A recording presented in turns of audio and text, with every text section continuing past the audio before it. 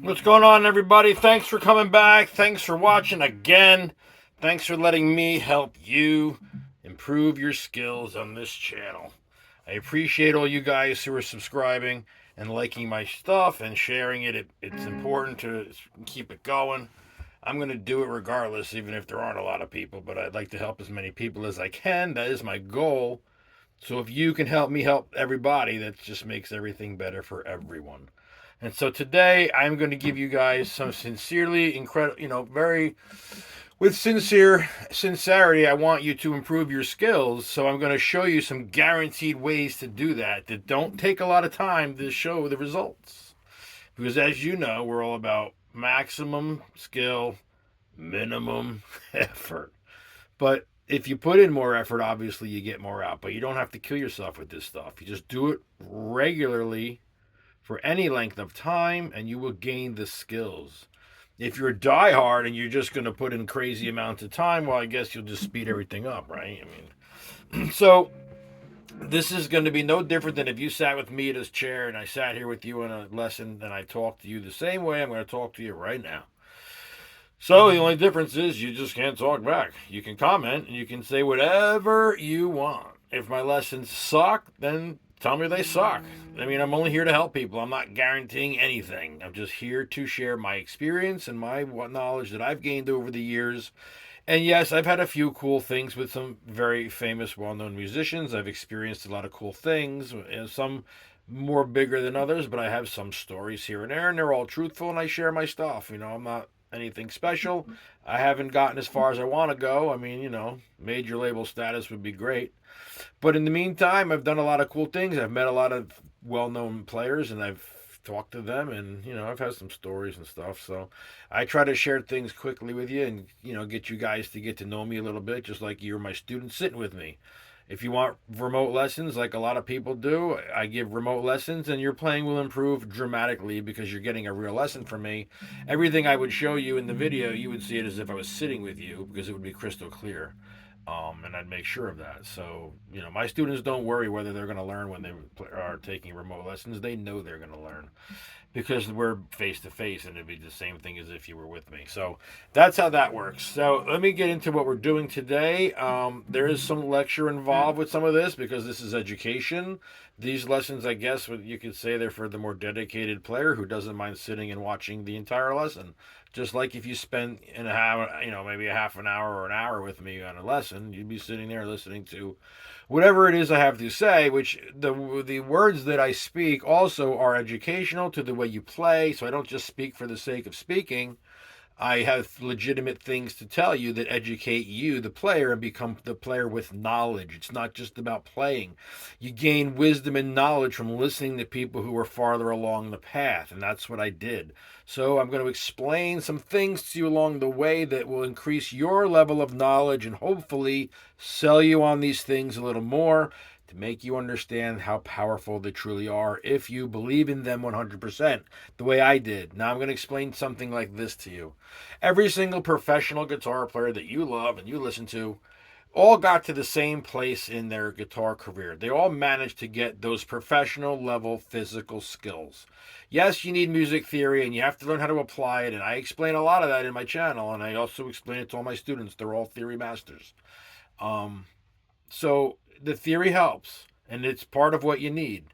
But equal to the theory is the ability to use it well. And the better you physically play, the more you can do with that theory, the more creative you can get. So all the professional players that you've listened to all did something similar to what I'm going to show you. I can't say it's exactly what I am going to show you, but they all did something along these lines to get where they got. Everybody got to the same place, a professional level of skill. So I'm sure at some level, somewhere along their guitar playing careers, they did something very, very similar to what we're going to do. Maybe not, but if it's not the same thing or similar, they did something that they figured out how to get those massive skills. Now, I don't know what they did, and I can't ask them, and you can't either because you don't know them. So I'm here to show you what works for what worked for me to get that blistering speed. 16th notes at 250 beats per minute is the most I've ever been able to, play cleanly. And that is 1,000 notes a minute. So if you want to hear what that sounds like, just scroll down to the bottom of this channel to the 60-second clip that says 1,000. I forget the title, but it's 1,000 notes in 60 seconds. It's a 1-minute clip. I got a blue LTD MH1000 I'm using from like 2004, 5, something like that. And you can see me just blister down a piece that I wrote that's very Paganini inspired. And I sent it in for a contest, but the point is that's what 250 sounds like. And so you can know that it's really at 250. I have a metronome going at 250 beats per minute that I follow for the 60 seconds because I needed some sort of a drum-like snare thing behind me, tack, tack, tack, tack, tack, tack, tack, to keep me, moving along there. So if you want to go see what it sounds like to play 1,000 notes in only 60 seconds, go back and watch that piece. It's incredible. And there you go. So I'm going to give you some skills that are going to allow you to do those. Whether you get that fast is up to you, but you will have the ability to get that fast if you really wanted to. The professional level skills will be there with some practice, and I'm going to show you some things to do. Now, the main exercise I'm going to show you is my number one go-to warm-up exercise. It's not a speed exercise, but it's an awesome exercise, so I use it for warming up, and I also do it when I'm not warming up, but it's great for warming up because you can't play it that fast, and when you're warming up, you want to play slowly because that's the point of warming up. So if you're playing things where you're just getting on the guitar and you're just warming up like...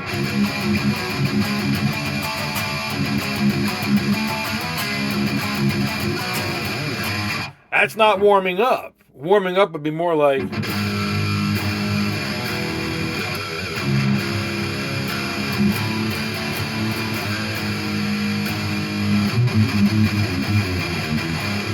That's warming up if you're going to play. But for those of you who want to do technical abilities, there are things we can do to build skills so it's effortless for you to just... No effort at all. And when you understand that it's, some of the things that we're looking for to achieve when we play, then you'll be looking for the same things and you will gain the knowledge and the wisdom. And so the first thing we're going to do is I'm going to show you this incredible exercise right now. It is chromatic based, so that's the deal. I will play with no volume at first to show it to you, and then I'll add a little volume later on for you. But this is basically, it is similar to the chromatic exercise. So if you're like, oh, I already know the chromatic exercise, then good, I'm glad you know it. But turn the video off if you think that's what I'm going to show you. So yes, we're going to use the 4-finger chromatic thing. If you didn't know, chromatics is just all the notes involved in whatever you're doing. Eddie Van Halen used a lot of chromatics, which just means you're not skipping any frets when you play. So he would do things like, and just run down the chromatics all the time, that's all Eddie did. Every single song there's chromatics and everything he did. I don't think he even has a song that he doesn't have it in. Maybe Jump. That's about it. But that's the keyboards, But the point is, here's the exercise. I'm going to show it to you real slowly. And again, it's not fast. When I started at the first fret, when I warm up, I walk it all the way to 12 and then all the way back. It takes me about 13 or 14, 15 minutes, and then that is my first section of warm up. The more skill you have, the more you need to warm up so that you don't damage yourself. I've been playing guitar for many decades, and I have zero wear and tear on my arms, and that's because I properly warm up. There's a difference between warming up and warming up correctly. Most people, my opinion is probably, if I'm guessing, because from what I've seen and the people I've taught, most people warm up incorrectly. They have to be taught how to warm up. So I'm going to show you. I'm explaining to you right now. You need to warm up very, very slowly. Now, my personal warm-ups, The first segment of my warm-up takes 15 minutes. To run this exercise I'm going to show you from here to 12 and back takes me about 15 minutes because I don't move fast. And here it is. I'll start at the 5th fret for you so I make sure you can see it in the camera, because sometimes I go out here and you can't see anything. So if I was going to do anything out here, you wouldn't see it. So let's just make sure you're seeing everything and you see my picking as well, because it's going to be alternate picking. Never, ever, ever do down picking unless you're such a beginner you have to. But get off those training wheels as fast as you can and get into this thing if you're not already there, which I'm sure most of you might be. Here we go. So you think the chromatic exercise? Yes, it is similar, but watch. We're going to go 1, 2, 3, 4. Now we're leaving. So the first thing you're going to do is you should already be watching. If you're new to the channel, you need to dot your fingertips. If you can't already get on your tips, because we want to be on your fingertips and we want your knuckles bent. So that's the technique you're going to need, is the hand out front, not touching the base of the bottom of the neck. You can't be like this. I don't want to see, I wouldn't want to see that if you're my student. I would smack your hand with a piece of wood like a teacher, be like, get it off of there and drop it down. All right. That's what you're doing. You're dropping, knuckles bent. So if I take my hand out and you see it, it looks like a C shape. That's what you're looking to play with. Nothing else. This is a very strict regimen.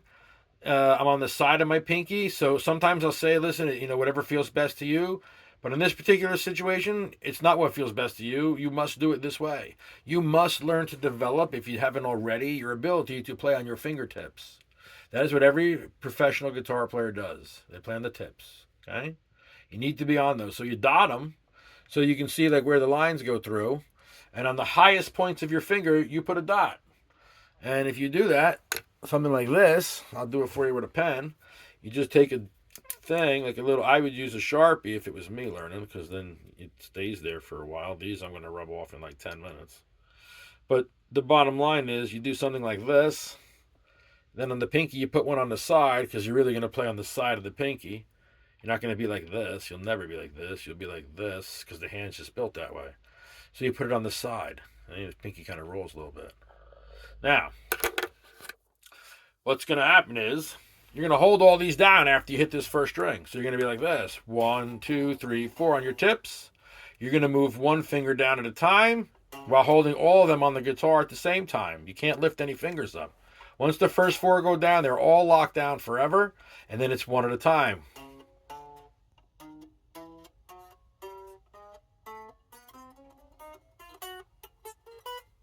When you go over, you go up.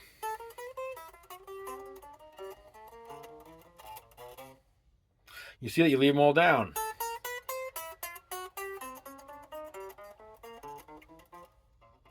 Now I'm moving through, a little quicker than I normally do.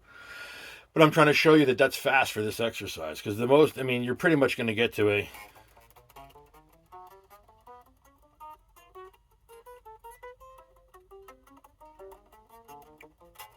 And you just continue to move it up and down the guitar. And when I start out cold, and I'm down here, I'm like this.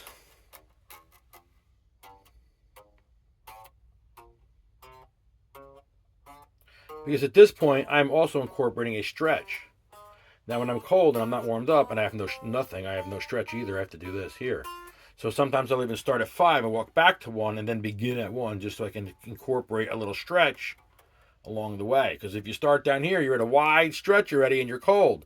So that might wear and tear on your ligaments a little bit. So you might want to start in here and then work your way up and then go back. And then eventually you work your way to the back. Because I have a lot of warm-up exercises that I do to incorporate stretching into my playing before I begin to warm up. So I've already done some of that, so I can play down here for you. Okay, so that's what we're doing. We're holding all the fingers down first, and then moving one at a time. You're going to move at a speed like this, I imagine.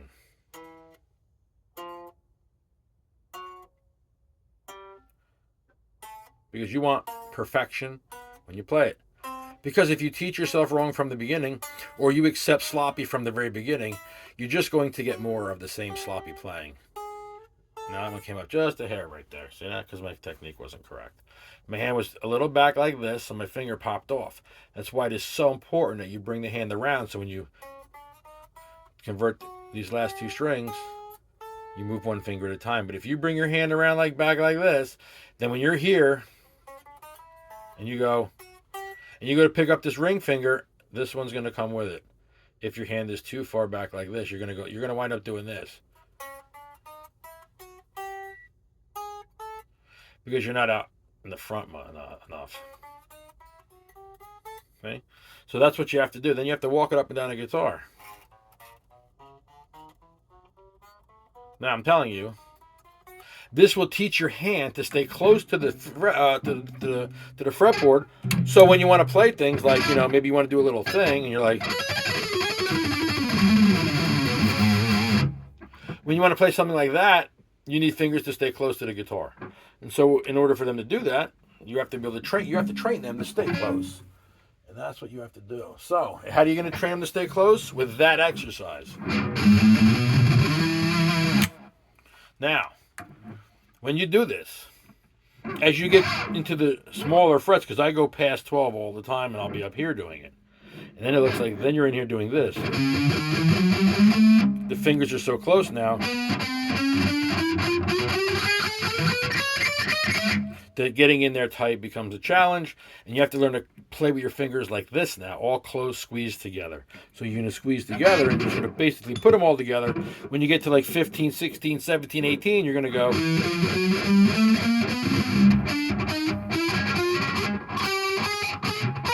Okay, it's getting tough in there now. I mean, I can barely do it. So maybe you back up to 12.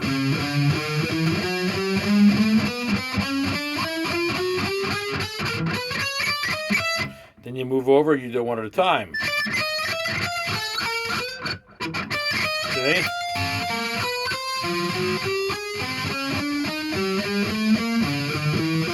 I'm not even perfect. I'm going a little faster, and look what's happening. See, I'm already goofing it up a little bit. And that's all right. It doesn't matter because the skill is already there.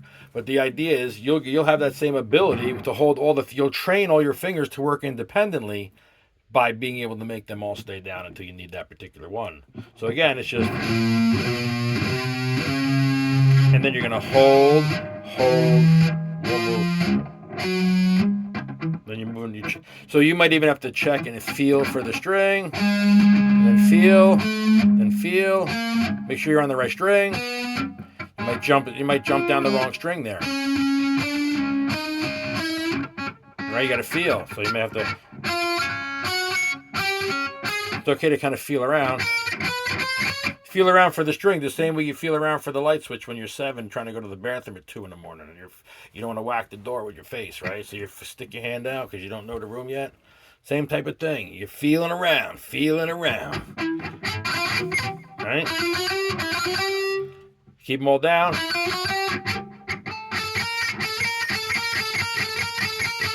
You can isolate the fingers. The third one for me is the toughest to go. I can do it, but it's the toughest. Right? When you bring them all up, do the first finger.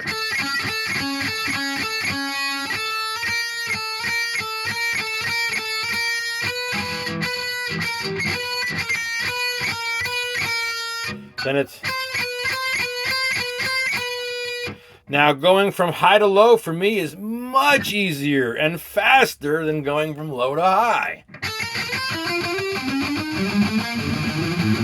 I can go that way a hell of a lot faster than coming down the pipe. Oh, shit.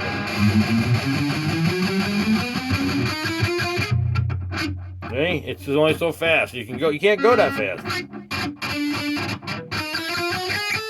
It is not a speed exercise, but it will get you to be able to go like I can't see the damn guitar.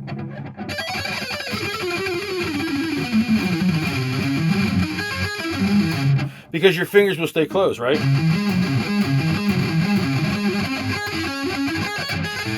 When you want to do something like a little this. See that second finger? This pinky comes out no matter what for me. But I can move it to speed at whatever speed I want, so it moves as fast as I need it to go. So if your pinky comes up a little bit farther, like mine does, but you're able to build the speed on that pinky, then it doesn't really matter if it comes up, because you're going to be able to play at whatever speed you want to play at, regardless of how far it comes up. So for me, yes, my pinky does come up a little bit farther than the rest of my fingers. Like if I go...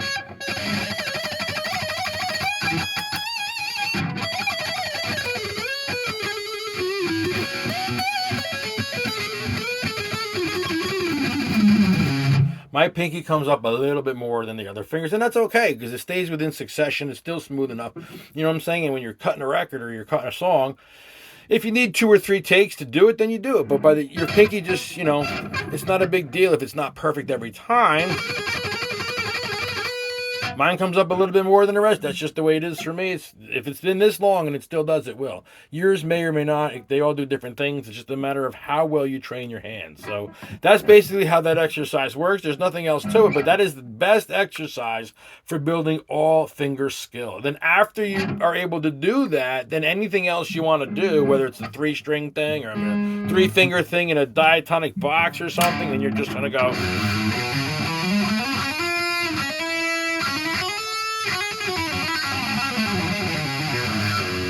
all that stuff becomes easier because you have equal strength in all the fingers and equal skill in all the fingers. This exercise builds all the skills. And now once you can do that, you move on to this. You may start here. I'll start on 9 for you guys so you can see how it works. You do a little stretch. It's right, 9, 11, 12, and then 14, right?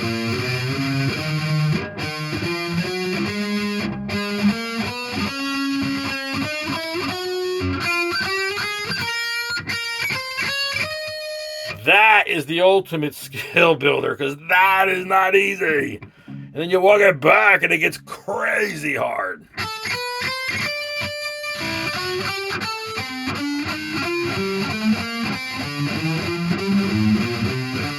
I'm going to show you all the way back at 5. This thing's impossible. I got small, fat sausage fingers like Yngwie.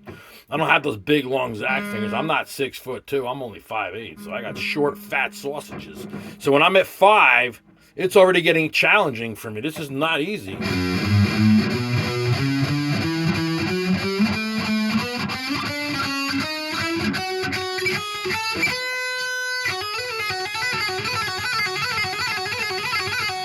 But those are the kind of things that it leads to. So it's kind of like warming up before a race leads to you winning the race, right? The warm-up itself isn't very fast. You're just stretching. You're not moving, doing anything. But that stretching is going to allow you to kick ass later on. Otherwise, you're going to pull something and just lose, right? So the warm-up is extremely important to attaining that win. And here, the warm-up is important to obtaining the skills. So you don't look at this exercise like, wow, it's not a fast exercise. I'm not going to do it. That's ludicrous. If anyone sees this video and does not jump on this exercise, I'm telling you, I don't know what you're doing.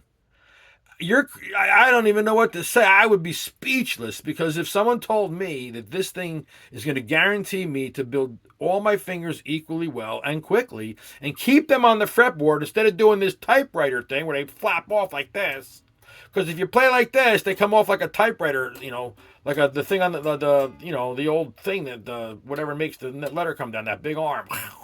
They raise out, bang, bang, bang. I used to call that. That's what my teacher said when I was a kid. I was like 6. He says, "Don't typewriter play," and that's what he told me. He's like, "Don't raise it up like that typewriter arm comes whacking down, and then it goes way back up." And so he says, "Don't do that. Don't do this.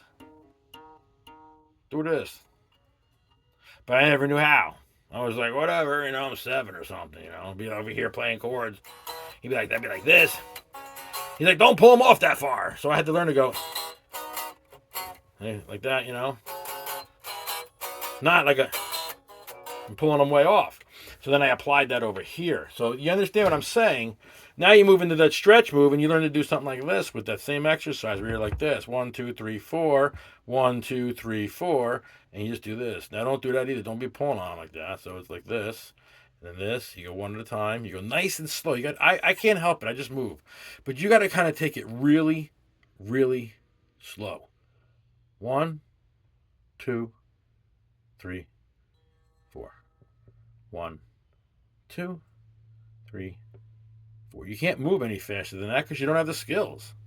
And by the time you can do this one, you'll have some skills to move into this one. And then if you're up here, if you have like a 24 fret neck, you might try some savage stuff like 12, 15, 17, you know, out here like this, 19, 12 to 19. Do this bad boy. But I'm hitting the butt of the guitar. I would never use that up here, but I could probably use it down here, just.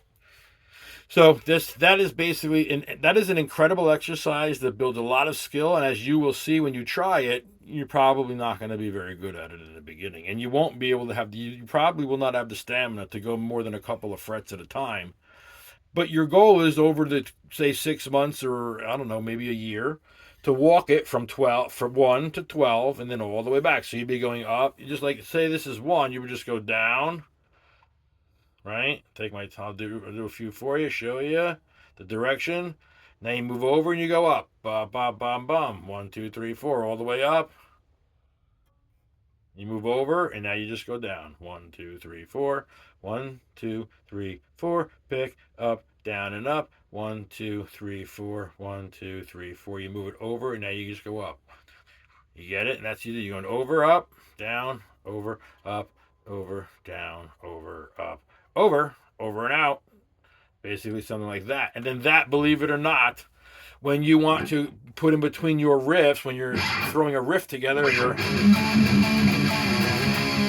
and you want to throw in a fill, your fills will be smoother, cleaner, and they'll just be wicked because you'll be able to walk the stretches quick from this move to this move. Does anybody know the difference between this pattern and this one? If I did this, can you tell what box that is? Versus this box?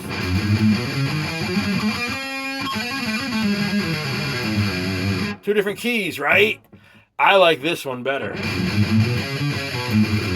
I play that box much more than this box. I'm sure you can tell why, right? You can hear that whole step. I'm not a whole step guy. I like the half better.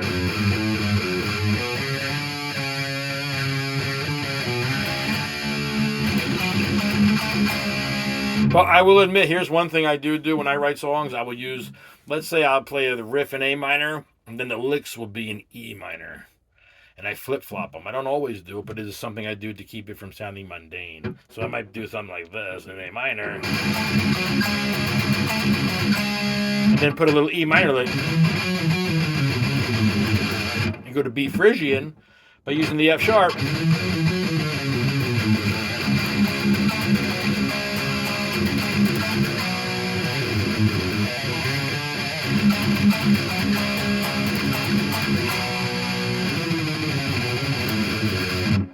So I flip them in between. There's a little bit of the F sharp. There's a little bit of the F. Get the F in there. Then sometimes I'll throw in the F sharp and bring it over to the Dorian sound in E minor. Because it depends on, again, what I'm mixing the sound so it doesn't get boring.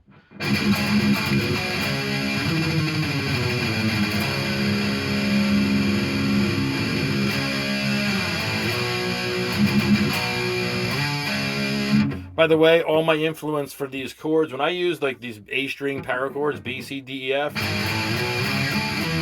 that G, the A, that whole A string set there.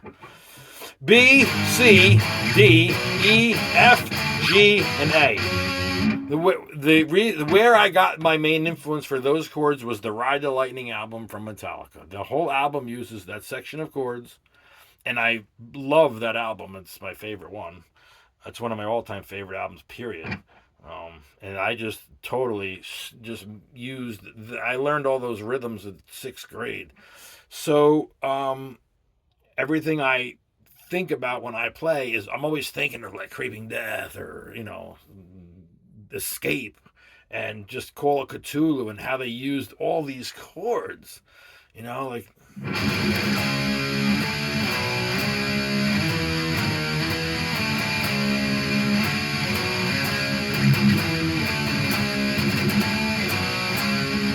This is E Phrygian they're using. They were like, I don't know, 20 years old when they wrote this? 19, 20 maybe, because the second album they were like 20.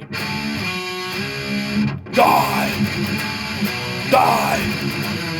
Die! Die! Die! Die! Die! Die! That's all I ever heard. I go to the shows when I was a kid. I went to probably 30 Metallica concerts between the ages of 11 and 18. I must have gone to 30 or a ton of. I never missed one. Every single one in the tri-state area. I'm up here in Jersey. So when I were in New York, New Jersey, Pennsylvania as a kid, I was at them all. I saw them so many times. I got tired of it. By the time the Black Album came out, I was done. I said, you know what? This is not thrash anymore. It's not for me. Cliff is gone. Stopped going. But I watched every single show. They'd be like, die. They get to Creeping Death. They'd be like, die, die, die, die. They'd say, let me hear you say it, James. He'd be like, I'm going to play this and you're going to say die. And he'd play the riff and we'd go, die. And it'd be like 20 minutes, die, die, die. And that sound, I was like, what is that? I learned it was Frisian. So to this day, so many things I write are still around that Frisian A minor E sound, E Frisian.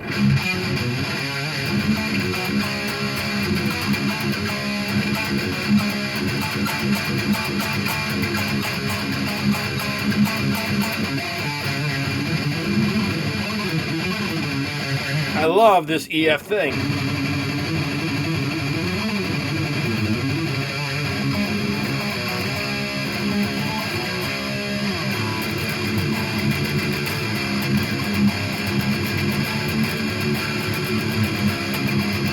I owe Ride the Lightning for all my heavy riffage and for falling in love with that Frisian sound because that's what they did. Where they did it over here a lot, I do it over here.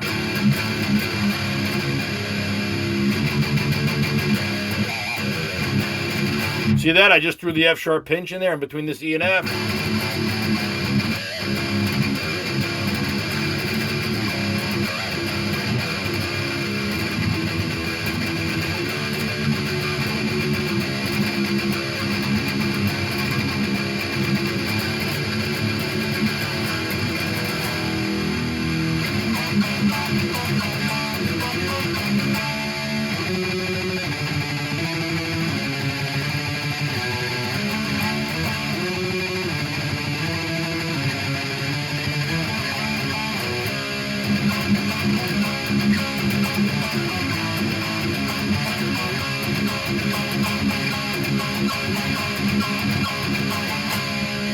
There it is. Here it isn't.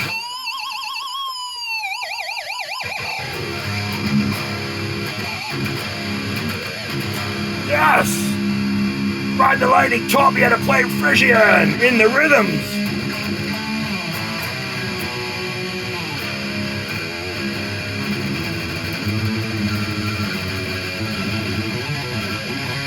And that exercise taught me how to keep my fingers close to the guitar, because without that exercise, I don't think I'd be keeping them this close.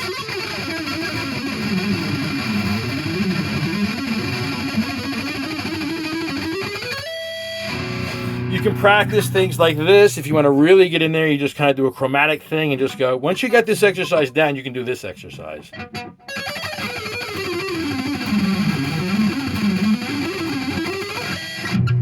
It's keeping them close. Now you're just challenging yourself to see how fast you can go and keep those fingers in there. So you kind of practice where your technique is the best. Is it here? Is it here? Is it here? Is it here?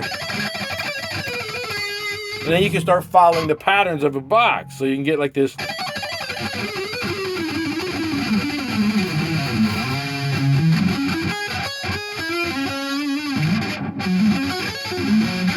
You can do like that. You can do this A minor thing.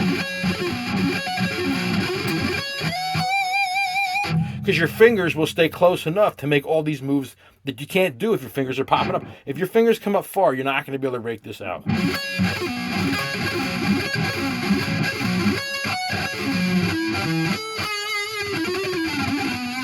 Here's where Zach plays most of his bending blues notes are in this little spot. He likes this pocket a lot.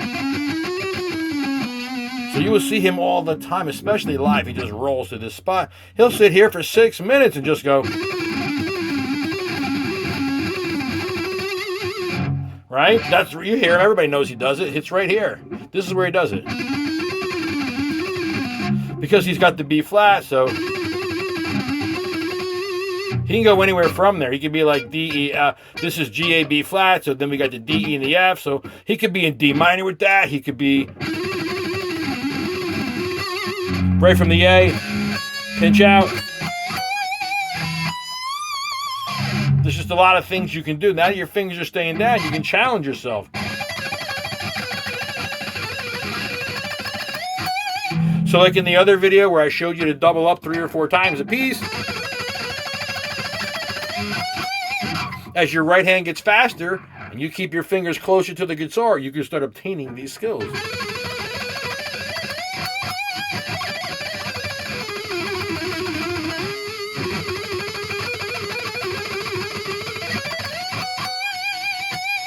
All it is learning to keep your fingers close enough to the guitar so that when you play fast with this hand, your left hand, if you're lefty, it's the other way around. But on your left hand here, or your fretting hand, this is to say, it's got to be able to keep up to the pick when you're playing like this. By the way, this is a 16th note triplet that I'm playing. I will show these in a few videos because they're very, very difficult to get down. Most people don't play them because they take work. So when you watch most guitar players, they don't play 16th note triplets. A handful of guys do, but most do not. I'll go over the 16th note triplet for you right now. For those of you that are still sticking around, the bonus is you're going to get to learn the 16th note triplet, which is an amazing, amazing, amazing way to play the guitar. Because not a lot of people do it, and you will stand out like a sore thumb. Like a firework in nighttime. You will stand out with the 16th note triplets. You know who does them? Michelangelo, John Petrucci, Jason Richardson. These shredder guys just rifle through 16th note triplets like they're butter through a hot knife. They just right through. And you guys are all sitting there going, how do these guys play like that? What are they doing? How do you get that good? What do I got to do? I'm going to show you what to do. I'm going to give you the secret. I'm going to blow everybody's cover right now. Because nobody teaches what I'm going to show you. There isn't one single video on the entire internet going to show you a 16th note triplet. Not like this. Because here it is. For all you guys that are loyal watchers, I'm giving you a freebie right here. It wasn't even included in the video. But I'm going to show you something. I'm going to give you a hands-on secret to how these guys rifle down so smoothly. Because if you didn't have the 16th note triplet, you'd have to play 1-for-1 triplets. And that's great because you can get, as you see, it's pretty smooth. But it's not this. That's not the same. You need a 16th note triplet for that. Okay, that's like saying I got a box wrench and you got to open that wrench. Nah, you need a ratchet for this. Okay, so we need ratchet action, actually.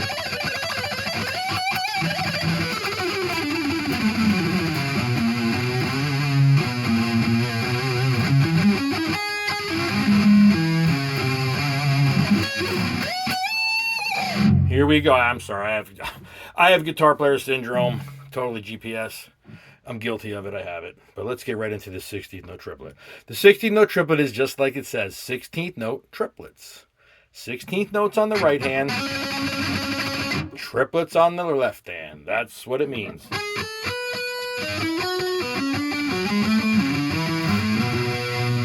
So you have 2 ways you can do it. The better way is to double the last note, because then you can just play whatever you want to play. If you were going the other way, we just double the other note. So you have to double the last note, whatever you're doing with 3 notes. So if you're playing a diatonic lick, right, you got to double that last note to get it to be where you can play it as fast as your right hand can play guitar. Because if you don't play... If your right hand can pick 4 times, like a 16th note, well, in order to keep that 1-to-1, you got to play 4 notes over here. But you're playing a diatonic box that only has 3 notes on the string. So if I'm in the Phrygian pattern here, and let's say I'm in B Phrygian for this key of E minor, right? You got 3 notes. How are you going to line that up with 4 picks? That's what I'm asking you right now. You tell me. Before we even move any farther forward, how am I going to line up? How am I going to make 4 and 3 fit together? Well, I just showed you how, right? We're going to double one of the notes.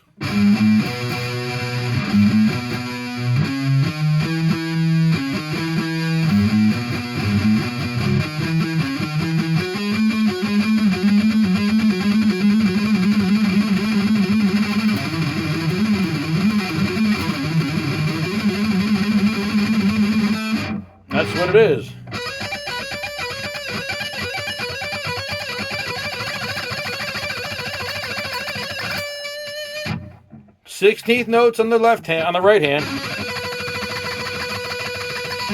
and then a triplet over here. And you just play 4 notes. So these 3 notes, one of them's got to get played twice to make 4. And the easiest one is when you slam down that one, because then you can just throw them down and continue to play. But you can't do this. This is not the same thing as when you guys are just going to start rifling and go all sloppy like, and more like a crappy set of trills. That's not what we're doing. We are doing this.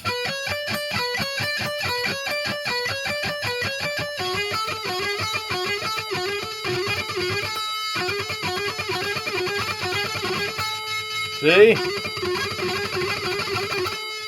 And to prove it to you, if I lined it up on a metronome, it would line up.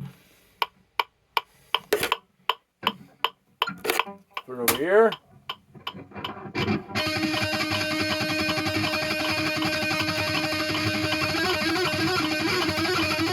Can't hear it too well over there. Let's try it over here, folks. I don't know where it's going to be best for this video, so... Yeah.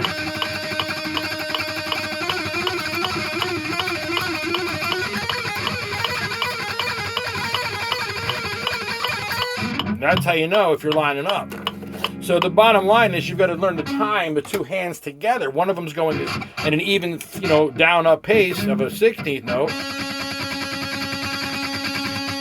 And then you got to learn to get 3 notes in there and time it so that when you move to the next string, it stays successive.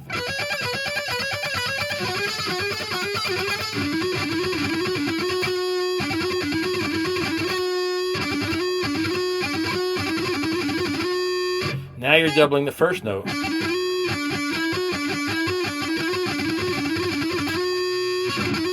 that note goes down once, the pinky note.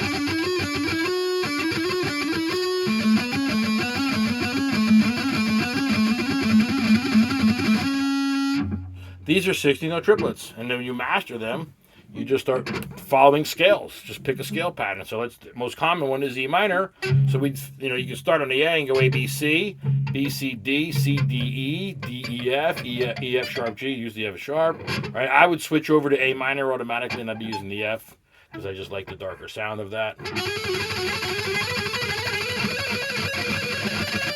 Now, if you do the 4 times each thing, like I'm telling you, then your shifting is slower, and your eyes don't have to have as much skill. Because the faster you move up the neck, the better your eye training needs to be to follow. And when you're moving, you're looking ahead. So if you were here, your eyes need to be here. As soon as you get here, they need to now move here. And when you're playing here, your eyes need to be here. That is a whole separate skill of eye training.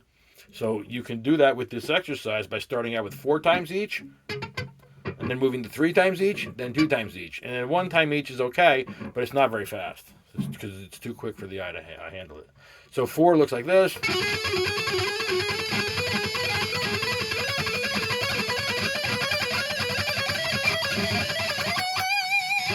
And then 3 looks like this.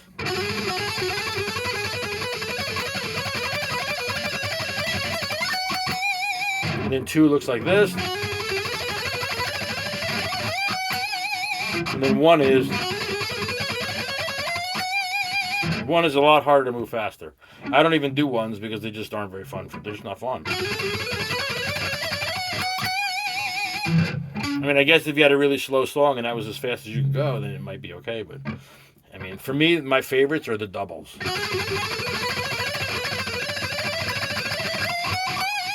And when I was younger, I would play these little games where I'd jump around the guitar going...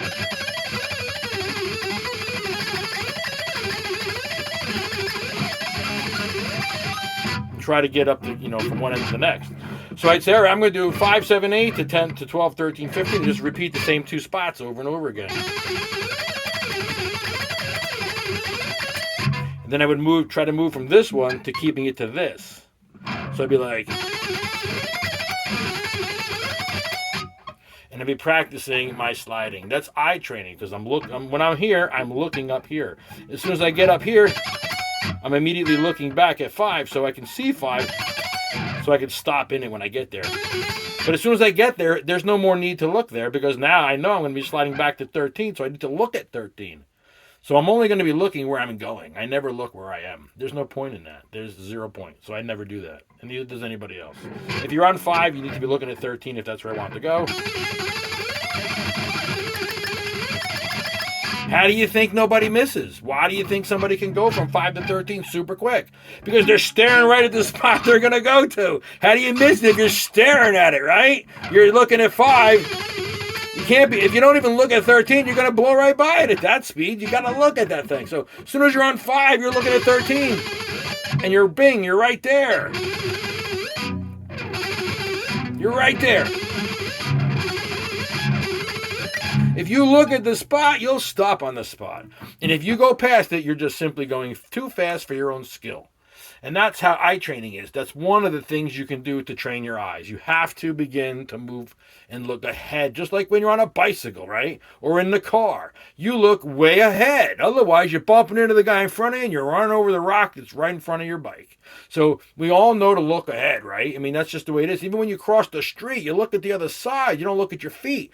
The only time you see people look at their feet is when they're on their dumb phone looking at the phone before they're about to walk into a manhole cover that's laying open in the ground. You know what I mean? Or we're going to walk out in the traffic. Ding, ding, ding, ding, ding, ding, ding, splat. You know, that's the only time. It's never a good idea to look down. You got to look ahead. And this is no different. So use my exercise. Practice going from 5 to 12. It's bad as 5, 7, 8 is A, B, and C. E, F, and G, right?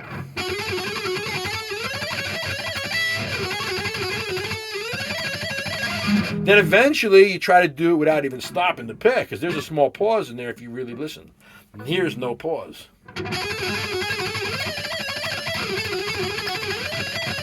Versus this little pause.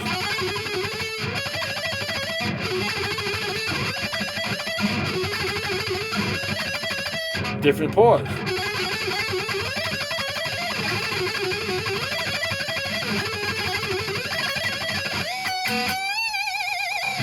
Okay? And then I like my bar, so I practice, you know.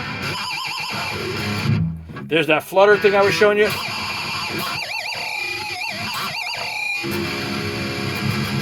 Flutter is awesome.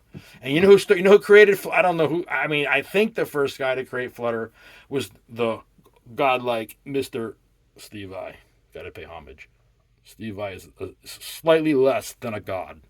And I say that because if you've never seen the guy play live, his compositions are pretty incredible, but you don't know how many takes that stuff is taken to do, because everybody does retakes. I don't care who they are. I mean, I can do a solo without a retake, but almost nobody wants to do a full take through, because it's just not going to push out the vibe they're looking for, which is ultimate perfection, and very few human beings can do that. So these guys all do little takes, and they do their little things. And so when Steve came out with that Flutter thing, it was just like, wow. I mean, I'd never heard anybody do that before him, and he's been around a while. So Flutter is wicked. It's a special control over the bar and the strings at the same time. It takes a lot of skill to learn how to do it. I think I do have a video out that does explain it. I'll have to find it, and maybe I can dig it out, or I'll redo another video on it for you. But that's Flutter. That's Flutter. But let's get back to the main point here. We want to learn to keep these fingers close to the guitar so you can do these moves.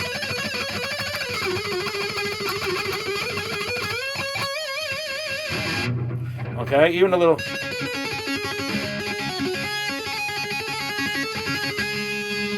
Let's say you wanted to do a little, I don't know, like a little.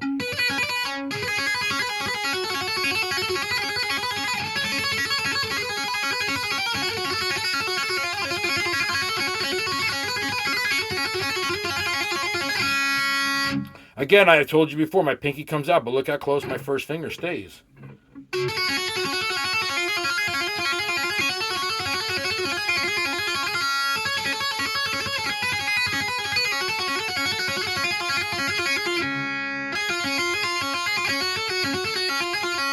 You can start this out very slowly, and you'll have very good control after you learn that exercise. See that? I only have to pull off just a little bit. This one comes off a little bit more, but my timing is not affected, so it doesn't matter to me.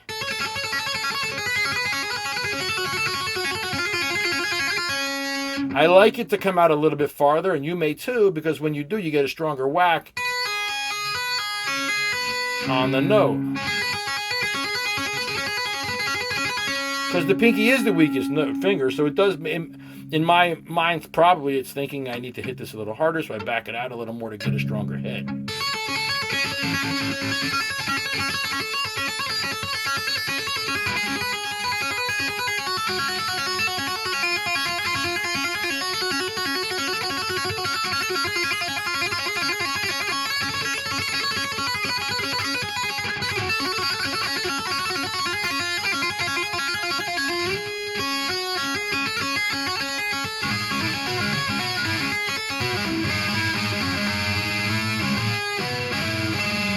Try all sorts of shit. You double stops. Or make them sing, right?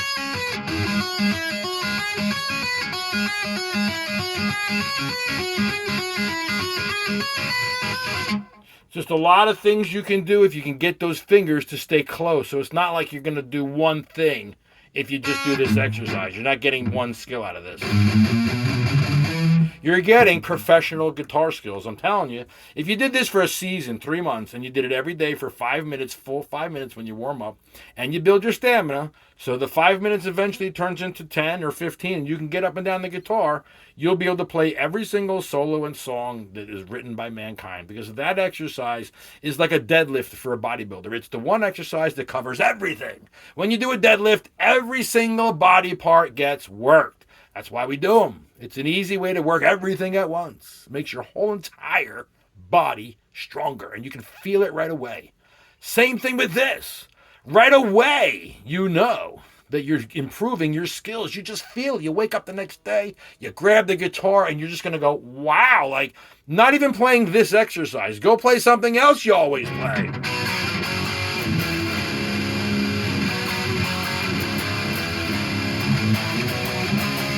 Anything.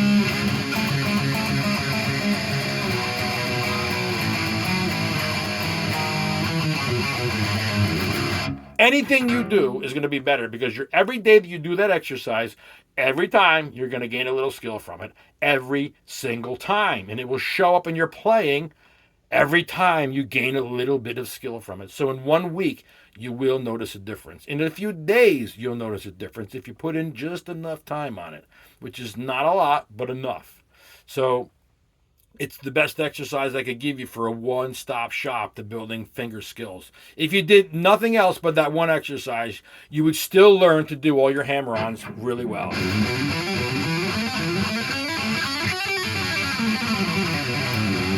You'd still do all that stuff. Because that's what that skill is going to be. It's going to build every single thing you do, and it's going to make it all better. So, guys, thanks for watching that. That's for watching that piece, this video. Thanks for sticking around and listening to me make a mess out of a lot of these chords. Oh, gosh. I don't ever use that F sharp. Yeah! Thanks for watching. I'll see you guys in another video.